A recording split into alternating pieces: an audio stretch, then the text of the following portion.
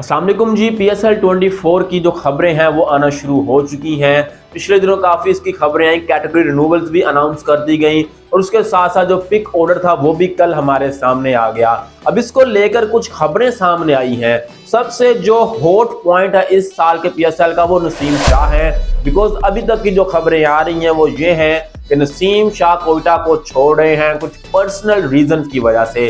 काफी खबरें भी आई कि नसीम शाह कौन सी टीम में जा रहे हैं। कभी पेशावर ज़ल्मी का नाम आया, कभी इस्लामाबाद यूनाइटेड का नाम आया और कभी मुल्तान सुल्तान का नाम आया। लेकिन अब एक और टीम ने मैदान में एंट्री मारी है। एक और टीम की खबरें आई हैं कि कराची किंग्स में भी नसीम शाह की एंट्री हो सकती है। किस तरह होगी, क्या क्राइटेरिया बनेगा, सर्कमस्टांसेस क्या बनेंगे, किस तरह नसीम शाह जाएंगे, इसके बारे में आज बात करेंगे। नसीम शाह के बारे में आपको बताऊं, लास्ट ईयर भी कुछ खबरें ऐसी हुई थी, ऐसी खबरें सामने आई थी कि नसीम ने कोयटा को छोड़ने का फैसला किया है, लेकिन फिर उनको मना लिया गया उनके ओनर्स की जानिब से, उनकी टीम की जानिब से, और उनकी कैटेगरी बढ़ा दी गई। वो डायमंड में थे, उनको प्लेटिनम में उन्होंने जाके पिक कर लिया। और इस साल भी खबरें आई हैं और इस साल ज्यादा ऑथेंटिक खबरें आई हैं कि नसीम शाह कोयटा को छोड़ रहे हैं। और इसका साफ मतलब यह है कि नसीम हमें इस बार किसी और टीम में नजर आएंगे। अब ट्रेड की बात हुई, जो सबसे बेहतर ऑप्शन होगा कोयटा के लिए, बिकॉज आपका अगर कोई प्लेयर आपकी टीम में नहीं रहना चाहता तो आपके लिए बेस्ट ऑप्शन होता है कि आप उसको ट्रेड कर लें। क्योंकि जब आप किसी एक बड़े प्लेयर को किसी टीम को देते हैं तो उसके बदले आप कोई और प्लेयर, कोई अच्छे प्लेयर दूसरी टीम से डिमांड करते हैं। तो कोयटा भी ऐसा ही चाह रही है। कोयटा की ये कोशिश है कि हम जिसको भी नसीम दें उसकी जगह हम कुछ बड़े प्लेयर उनकी टीम से भी अपनी टीम में लें। अब ज़ल्मी की बातें हो रही थी कि ज़ल्मी की टीम में नसीम शाह के जाने के चांसेस हैं, तो वहां पे जो ट्रेड बनती थी वो साइम अयूब को मांग रहे थे कि साइम को हमें दे दें कोयटा वाले और नसीम को आप ले लें और साथ एक आध पिक और भी दें। तो मेरा नहीं ख्याल कि पेशावर ज़ल्मी इस पे मानेगा। पेशावर ज़ल्मी की यही खबरें आ रही हैं कि वो साइम अयूब को नहीं छोड़ रहे। तो मुश्किल नजर आता है कि इनकी ट्रेड ये सक्सेसफुल होगी। इस्लामाबाद की टीम में भी यही है, वो आजम खान को मांग रहे थे, इसके अलावा वसीम जूनियर को। तो ऐसा होता हुआ भी मुझे मुश्किल बल्कि नामुमकिन दिखाई देता है। ना तो उन्होंने वसीम जूनियर को छोड़ना है और ना आजम खान को, बिकॉज आजम के 2 साल ज़ल्मी अपने यूनाइटेड के लिए बड़े ही जबरदस्त रहे हैं। तो मेरा ख्याल यहाँ पे भी ये ट्रेड सक्सेसफुल होने वाली है। और मुल्तान की जो बात हुई उसमें उनके पास पहले एहसानुल्लाह हैं और भी खिलाड़ी हैं, दानी वगैरह हैं, तो मेरा नहीं ख्याल कि वहां पे भी नसीम जाएंगे। और उसके अलावा अब जो टीम सामने आई है वो कराची किंग्स की टीम आई है। बिकॉज कल जो पिक ऑर्डर अनाउंस किया गया उसमें कराची किंग्स की दूसरी बारी है। जो ड्राफ्ट में आपकी पिक्स होंगी पहले राउंड की, उसमें प्लेटिनम में कराची की दूसरी बारी है।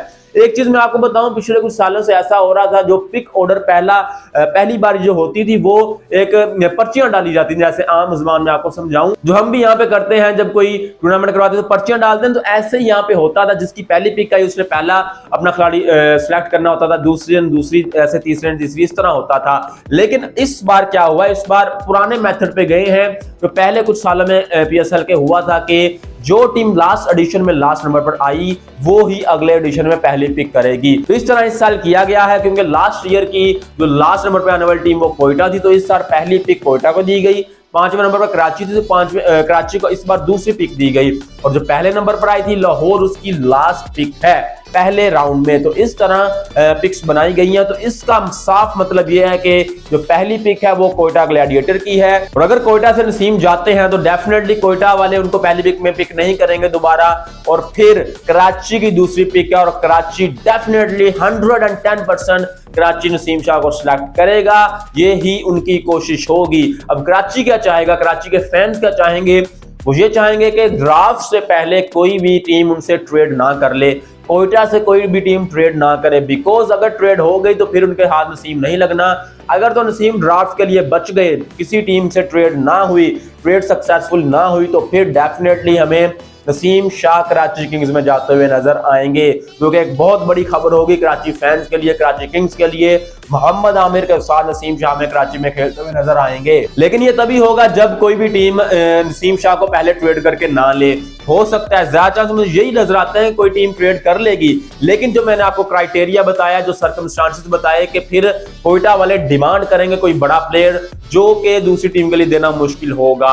मेरे ख्याल से यार इस्लामाबाद के पास चांसेस है। इस्लामाबाद के पास काफी ऐसे प्लेयर गोल्ड में मौजूद हैं जो उनको इस बार रिलीज करना पड़ेंगे। तो मेरे ख्याल से इस्लामाबाद कहीं ना कहीं ये ट्रेड कर सकती है। ज़ल्मी भी अगर साइम को दे दे तो ज़ल्मी भी ट्रेड कर सकती है, लेकिन ज़ल्मी का मुझे साइम देते हुए मुश्किल नजर आता है। बाकी लेट्स सी, पीएसएल में कुछ भी हो सकता है, बड़े बड़े हमने कारनामे होते देखे हैं, तो हो सकता है कि साइम को भी वो दे दें उनके बदले, नसीम के बदले। लेट्स सी क्या होता है। लेकिन जो खबर आ रही है वो ये है कि अगर तो नसीम शाह की ट्रेड ना हुई तो डेफिनेटली नसीम शाह इस साल हमें कराची किंग्स से खेलते हुए नजर आएंगे, बिकॉज उनकी दूसरी बारी है कोयटा के बाद, तो वो उनको पिक कर लेंगे।